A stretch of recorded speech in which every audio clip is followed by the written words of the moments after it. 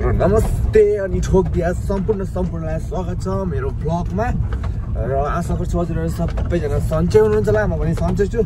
So guys अहिले पनि म सिलगढीको तर्फ निस्किरहेको छु। बिहान आजै अहिले भने चाहिँ 6 बजेर 5 मिनट गइसकेको छ र अहिले फिलहाल सामान पनि झार्नु पर्ने भएकोले गर्दा फेरि अलिकति आज अत्तालेर निस्केको। अनि अबको यात्रा भन्ने सुचारू भइसकेको छ, हेर्न सक्नुहुन्छ हजुरहरू।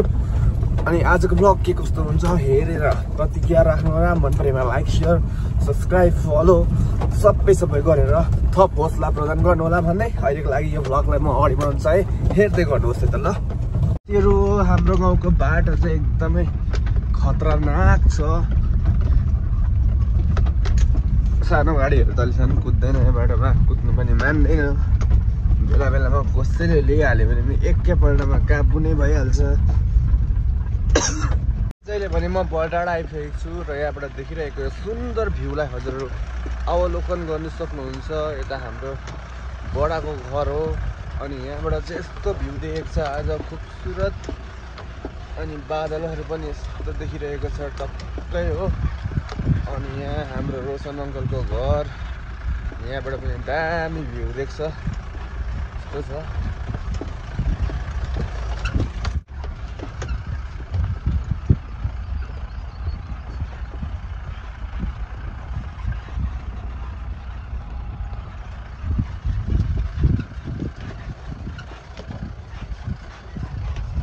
आजको भ्यू चाहिँ कुछ ऐसा है।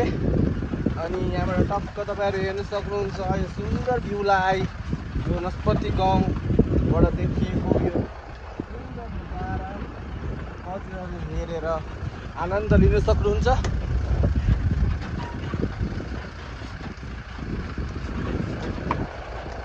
दामी देखेको छ, दामी एकदम दामी। Wow wow wow view. यता पारी सेल्फहरू देखेको, यो टावरहरू देखिरहेको, यता माथि आमडाँडा 360 भ्यू चाहिँ सिटङको हर दिशाबाट नै देख्छ यतिको चाहिँ। पेसेन्जर चाहिँ भर्खर रेडी हुँदै रहेछ, यस्तो छ अवस्था। छिट्टो गर्नु भन्दा पनि ढिलो गर्छ, अहिले आफै अत्तालिन्छ। गाइज अहिले हामी फाइनली सिलगढीतर्फ मुभ भइसकेको छौँ। यहाँनिर हुन्छ फुबु अनि यता पछि भेना, यता हाम्रो बडा चाहिँ यहाँ सेल्पुसम्मको मात्रै सवारी, यता पुष्कर दाजु भाउजू। अहिले हामी ठ्याक्कै सेल्पु मिलनधुरा पुग्न लागे। त्यहाँबाट माथि आलडाँडामा गएर 4 बोरा भुस डक्डाङ झारेर सिलगढी फेरि लगातार रूपमा अगाडि बढी नै हाल्दैछु भन्दै यो भ्लगलाई कन्टिन्यू बढाउँदैछु।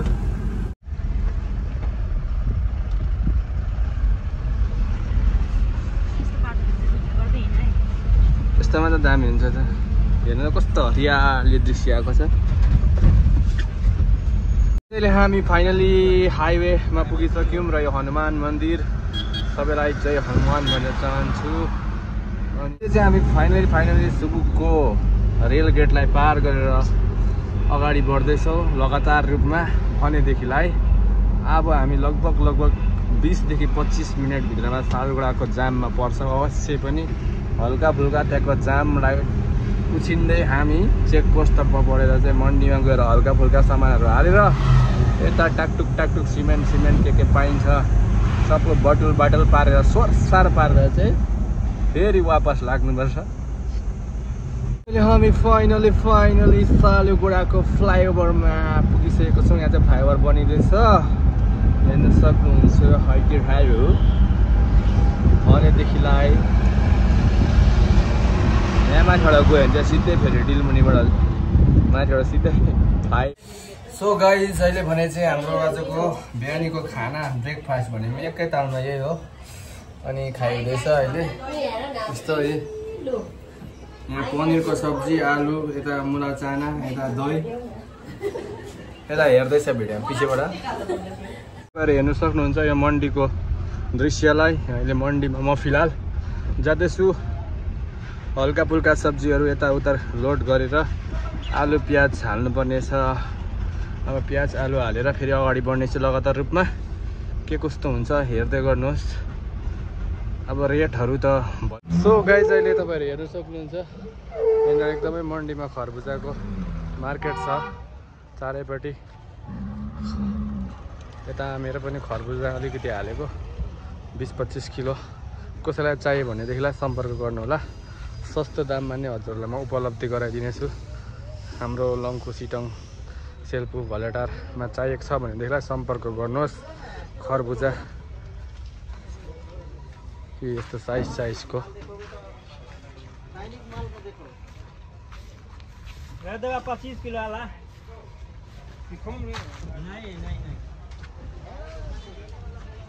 गाइस हजुरहरू हेर्न सक्नुहुन्छ। अहिले भने हामी चम्पासरीको जाममा फसिएको छौँ। जाम पनि होइन, यो ट्राफिक हो, रेड लाइट लागिरहेको छ ऊ परनिर। अनि यहाँ फसिएको छौँ। अनि जस्तै छ अहिले नो एन्ट्री पनि खोलेको छ, विशेष गरेर 12 पार भयो। त्यही भएर नो एन्ट्रीको टाइममा हल्का अलिकति असुविधा जाम त भइहाल्छ। यो कुनै ठुलो कुरा होइन, यो सामान्य विषय हो। अनि यस्तै छ आजको मौसम, एकदमै चर्को घाम छ। अनि यतातिर यस्तो छ, यहाँनिर अब रोडहरूको कामहरू हुँदैछ। यतातिर यस्तो छ। यो WINDSOR लेखेको यो चाहिँ इलेक्ट्रिक गाडी रहेछ। अहिलेको यो WB73L सिलगढी नम्बरकै गाडी रहेछ। हेर्न सक्नुहुन्छ, इलेक्ट्रिक गाडी एकदमै। सो गाइज अहिले फाइनली हामी सालुगढाबाट निस्किसके भनेदेखिलाई आज चाहिँ अलिकति छिटो नै सालुगढाबाट हाम्रो फ्लाइट टेकअप भइसकेको छ। भनेदेखिलाई अहिले हामी सेवकको त्यसमा चाहिँ फ्लाइ हुँदैछौँ। अनि मसँग हुनुहुन्छ आदरणीय फुपू गीता थापा। खुसी भएको हेर्ने त्यसो त आदरणीय दाजु पुष्कर गुरुङ ताली मार्दिन। अनि भाउजू अनि मिस्टर सरू के यस्तै छ। मेरो सिसा चाहिँ एकदम पानीले भिजेर धमिलिएको छ कि पर फ्लाइओभरको त्यो पानीमा धुलो टालियो, त्यही कारणले गर्दा एकदम नमिठो देख्ने भइरहेको छ। त्यही भएर म आजको भ्लगलाई पनि यति नै सर्टकट हालिदिँदा जस्तै छ। अन्त गरिदिन्छु। यो सिसाबाट खिचेको राम्रो पनि आउँदैन। अहिले भयो भने बादमा के कुचहरू देखाउँला भन्दै।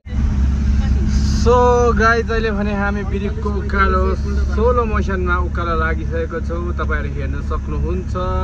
गाडीमा चाहिँ निकै नै लोड भएको छ। गाडीमा लगभग 27 बेग सिमेन्ट, यता सब्जी गर्दाखेरि तपाईँको 17-18 कुन्टल चाहिँ लोड छ।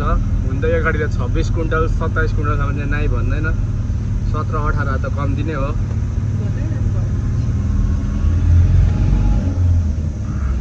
अहिले यो बिरिकको उकालो दृश्यहरू नजाराहरू एकदम खुबसुरत छ। सो गाइस अहिले हामी फाइनली चुच्चे ढुङ्गा पुगिसक्यौँ। चुच्चे ढुङ्गामा चाहिँ अहिले बाटो राम्रै छ। निर्धक्कसँगले आउँदा भयो।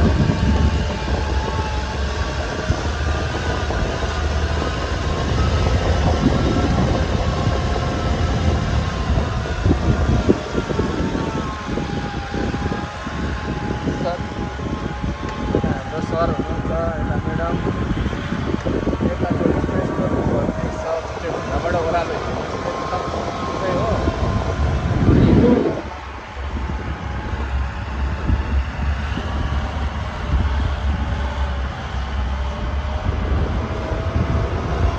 गाइज अहिले भने म बेलुकी घर पुगिसकेँ र लगभग 10 बजिसकेको छ। यताहरू कुरा सुरेद हुँदा के गर्दा अनि अहिले अब खानाको टाइम भयो।